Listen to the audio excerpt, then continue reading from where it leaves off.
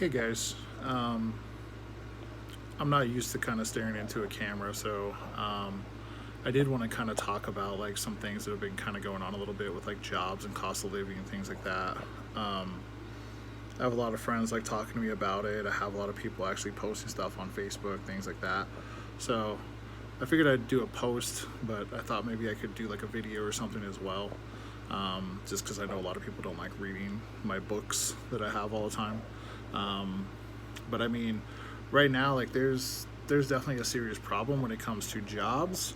Uh, what's the real problem? I'm not really sure what's going on, but I can tell you right now that I've probably applied to about a dozen jobs, and this is coming from someone who I'm applying for jobs like call center type jobs, which is what I work now. I have 8 years experience in a call center. I have an associate's degree in IT networking. I have a bachelor's degree in software engineering. I have a master's degree in information systems management. And of the seven or so places that I've actually applied for, I've gotten exactly zero emails and zero phone calls back. One of my friends today actually posted something on Facebook. There was an article of someone in Florida kind of doing the same thing. Like he applied to 58 jobs in Florida and only got one interview. And this is in a place where they're just saying that everybody isn't working because they all took that $1,200 checks and they took the unemployment and everything, and they're like, well, we're done. We ain't gonna go back to work anymore. I mean, honestly, like I don't think that's what's really happening. It feels like something else is going on. I'm gonna stay away from the conspiracy theories because that part of my brain is definitely churning a little bit, but it all just seems a little strange. I mean, even one of my friends, like she was telling me that at her job that they're they're hurting for people. They've been hurting for people. They weren't able to keep people, and now all of a sudden, like they aren't even getting new hires. But what happened was their hiring manager ended up going somewhere else, and they got in a new hiring manager, and all within a week now there's three employees that are about to be working there at the job.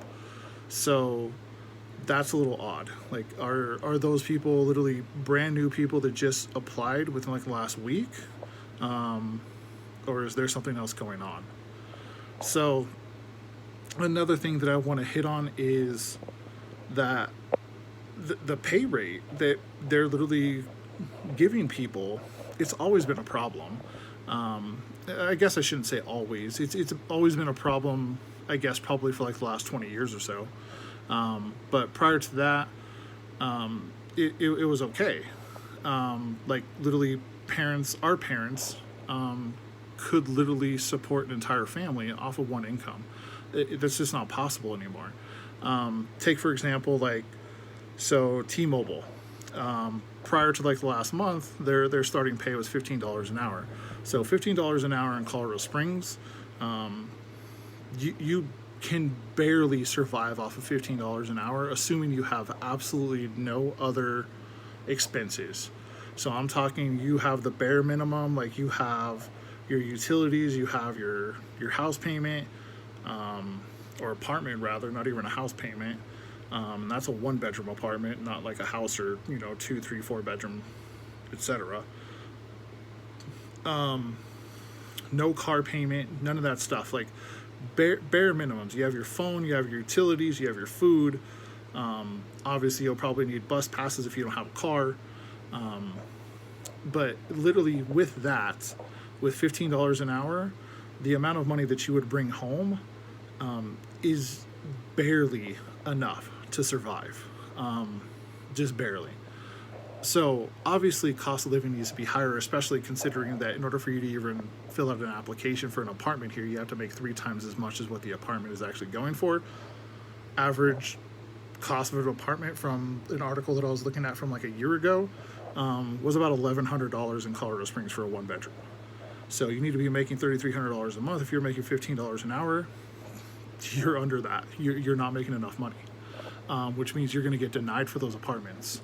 So you would have to have another person actually applying for that one bedroom apartment with you. So how do you fix this though, right? Like executives at T-Mobile, like the CEO, he's getting paid $1.4 million a year. Most of the other executives, and there's like 15 or 16, maybe even more, most of them are getting paid close to $1 million. So you take all that money, you make T-Mobile completely work from home, which means you shut down, 14 call centers, maybe more. You shut all those call centers down, the amount of money that it costs to actually operate those call centers, I mean, you would be saving almost $20 million a year. That's just estimating, because I'm not sure like exactly how much that costs. I'm just going based off of like when I was a manager at Walmart, and I would see like what the utility bills cost and stuff like that. I'm going with it's probably going to cost about $1 million per call center, and that's just the operation of the call center. So $1 million per call center. If you got all the executives down to like, let's say $250,000 a year rather than the $1.4 million or $1 million or whatever they're getting paid, they all can live completely happy lives off of $250,000 a year. Anybody can, as long as cost of living doesn't raise everywhere. But how do you fix that? How do you stop cost of living from going up? And it's the problem is it's all comes down to greed. Everybody's greedy. They want more. They want to raise the cost of all of their stuff because they want to get paid more and then continue to pay their essential workers the least amount possible. So one of my other friends, like he was talking about, one of his friends was saying like the construction. Why is the cost of houses going up so much right now? So construction worker making $15, $30, $20 an hour, working in the blistering hot sun all day, and they go to lunch to like Chick-fil-A right now, and Chick-fil-A is hiring at like $19 to $20 an hour. So of course now these construction workers go back to their boss and they're like, hey, we want to raise. Okay, cool, I get it. Why would that cause cost of living to go up? Why would that cause the cost of a home to go up? And it's simple. They're just going to go, okay, well, we need more money.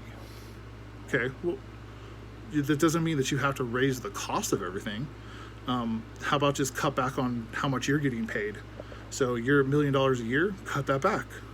And then that literally keeps your employees happy. They stay. Maybe you can hire some more employees, and now you don't have as many problems. So okay, so let's just assume that that's not the problem, right? Let's say it's something else. Let's say there isn't enough tree farms, right?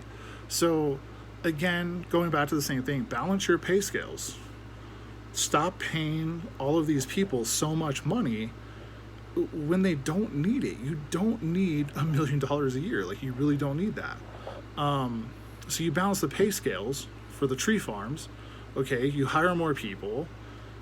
Now you fix that problem. Okay, so now there's tree farms. There's enough people doing the tree farms. Okay, so now you have another problem. Okay, the people that cut down the trees.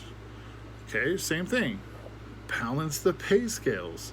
Hire more people. Keep your current employees happy. They're gonna do more work for you if they're happy. Like, we keep fixing the wrong problem. Like, don't even get me started on Texas and the abortion thing. Like, we are fixing the wrong problems. But this is what's in your face. This is where the problem is, and then of course everybody just assumes that that's the problem. That's not the problem. There's no reason for us to have the 99% and the 1%. They don't need to buy their 20th $5 million home this year. Like, it's just pointless. Homelessness, how do you solve that?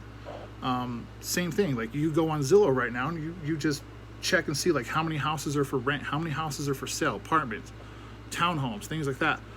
There are more houses in apartments and things like that available than there are homeless people, is my guess.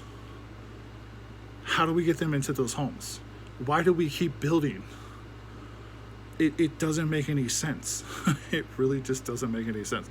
Anyway, like, I'm rambling. I'm probably like not hitting on everything that I wanted to hit on, but obviously you can read what I actually wrote. It's just a book. So, all right, bye.